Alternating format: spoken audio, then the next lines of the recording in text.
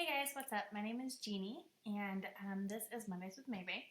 And this week, I wanted to touch base about seeking God because I've had a lot of questions recently about um, how God has transformed my life and how I've allowed Him to transform my life and what that transformation looked like. I know last week I talked a little bit about transformations and the different kinds of transformations we go through and how God transforms certain parts of our life.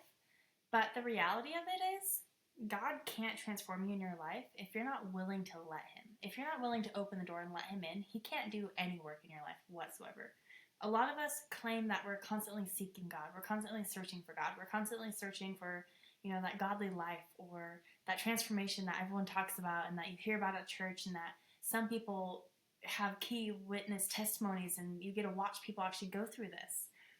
But most of us never experience that because we're so shut off and we're not allowing God to actually come into our life and do that transformation. And I wanted to share something that I picked up from church this last week. First, I want to read a verse that kind of ties it all together for me. It's going to be Matthew 7:7. It's ask, seek, knock. Ask, and it will be given to you. Seek, and you will find. Knock, and the door will be opened to you. For everyone who asks receives, and the one who seeks finds. And to the one who knocks, the door will be opened. See, a lot of us read this verse and we take it completely out of context, right? We're like, okay, so if I ask God, then He's going to grant me my favors. If I pray for it, God will make it happen. But the catch is, if it's not with pure intent, it's not going to happen. If you go to God and you ask for something out of your own selfish desire, God's not going to give you that. God's not going to grant that for you. If you are seeking something because you think it's going to fulfill a void that you have in your life, you're absolutely wrong. A lot of us try to use social media to try to fill that void. A lot of us try to, use games or relationships or materialistic things to fill voids in our life. I even did that for quite a while. But until you bring Jesus into your life, you're never truly going to feel fulfilled. And what that looks like is not searching for the next best thing, not searching for a temporary fix, not searching for that band-aid that's going to get you through whatever you're going through in this moment. A lot of the times when we're searching for something, we don't even really realize what we're searching for. I didn't. I had absolutely no idea. I was going through meaningless relationship. I was trying to fill my time with social media. I was modeling. I was trying to fill any void I possibly could in my life through attention, through friendships, through materialistic things, because I thought that would fix what I was going through. I thought that once I had that, then everything would be fine. But the reality is that void just kept getting bigger and bigger and bigger because it made me realize I was searching for all the wrong things. I thought I was searching for a godly love, a godly relationship, a godly life.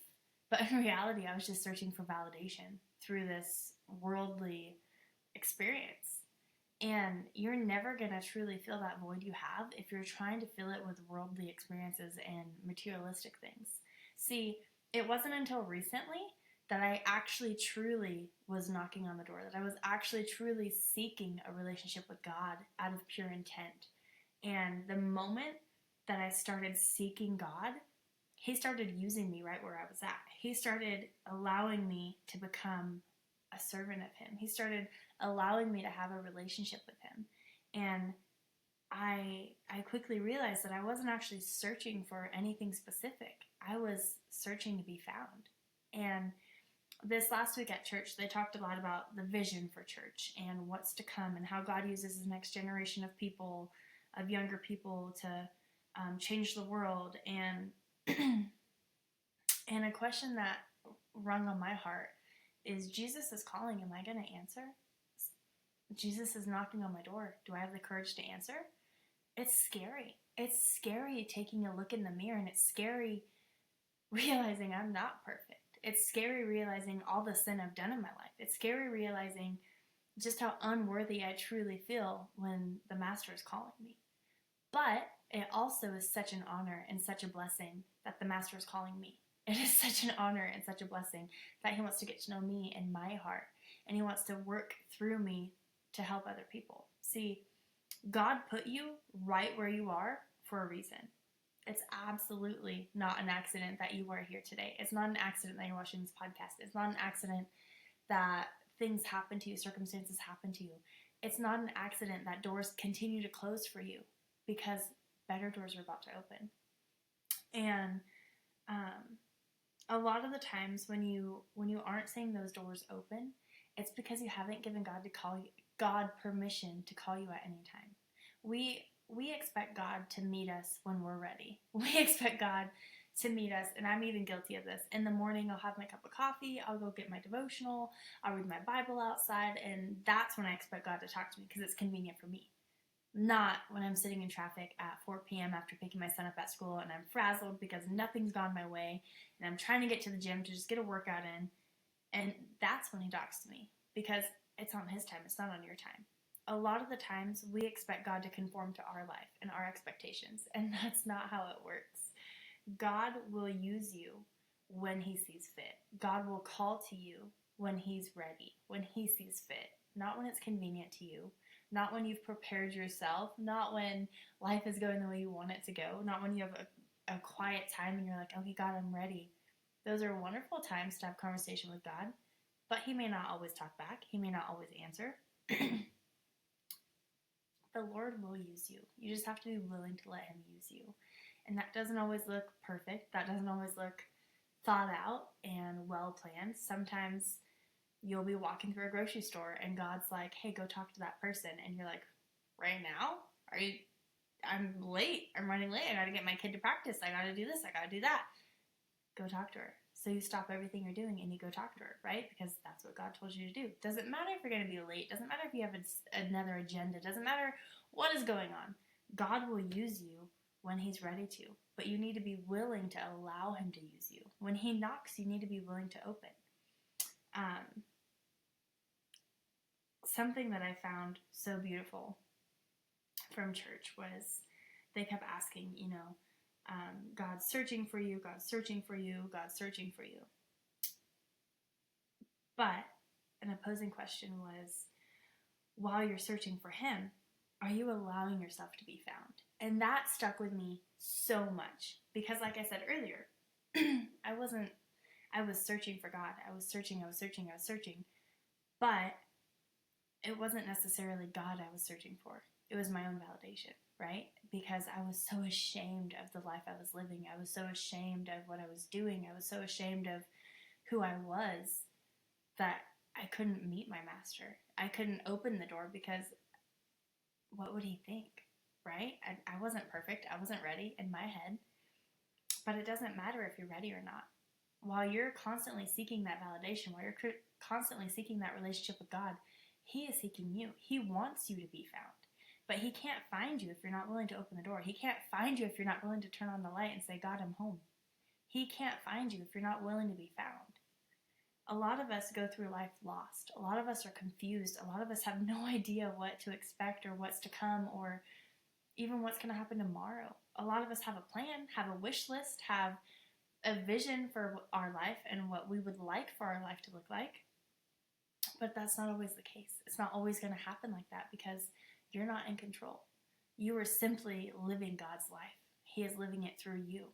You were put here for a purpose. You were put here for a reason. You were put here for God to work through you to impact those around you, to impact others, to help others, to serve, to lead even. And it doesn't matter how much you try to fill that void, how much you try to lean on social media, how much you try to lean on earthly relationships or materialistic things. It does not matter because when the time is right, God is going to use you in a much greater purpose than yourself, than you could ever imagine. But he can't do that if you're not willing to be found. So I want to urge you today, if this is you, if this resonates with you, if you are searching, if you're trying to fill your time with materialistic things, if you are looking for the next best thing, if you are trying to figure out how God can transform you or how you can have that thing that you see in other people that you love so much and that you admire so much, if you are holding on to that and grasping on that and looking for that, I want to encourage you to let go of that. So stop trying to have that picture perfect idea of what it means to be Christian. To stop focusing so much on all your flaws and all the negativity and just everything else, and start focusing on how you can open the door when God calls, how you can listen when God calls. He talks to every single one of us differently. My conversation with God is not going to look like your conversation with God. My interaction with God is not going to look like your interaction with God, and that's okay. Just because I'm sitting here talking about how God's transformed my life and how God's used me and how He continues to use me does not mean that's how He's going to use you. And that's just as beautiful. You are just as important. Like I said earlier, God put you right here for a purpose. You are right here for a reason, not an accident. So I encourage you today, give God permission to call you at any time. Give Him permission to come into your home at any time. Give Him permission to meet you where you're at. You don't have to have your hair perfect. You don't have to have your life perfect. You don't have to be sin-free today. Give Him permission to come to you, into your home, and go on that walk with you, because it's way less scary when you allow God to go through it with you than when you try to do it by yourself. Trust me. I know, okay? I'm preaching to the choir here. But He will use you in beautiful ways that are so much greater than yourself if you let Him. So I encourage you today, while you are searching for Him, allow yourself to be found by Him. And again, please go read Matthew 7:7. Ask, Seek, Knock. It is beautiful. I've reflected on this so much today with so many different moving circumstances going on in my life currently. I've leaned on this a lot today, and it's just been so beautiful and so eye-opening for me. And I hope that you can perceive it in your own way, and that it can touch home for you as well. So with that being said, I hope that you have a wonderful week. I hope you make it your mission to make someone's day better and someone's week better. And stop searching and allow God to find you. Start seeking that relationship. Give Him permission to call you at any time. And step into that newfound relationship with God, because you owe it to yourself to allow yourself to be transformed, to be happy, and to live a godly life. With that being said, I hope you have a wonderful week. And I will catch you next week, next Monday, for Mondays with Maybe. So thank you. Bye.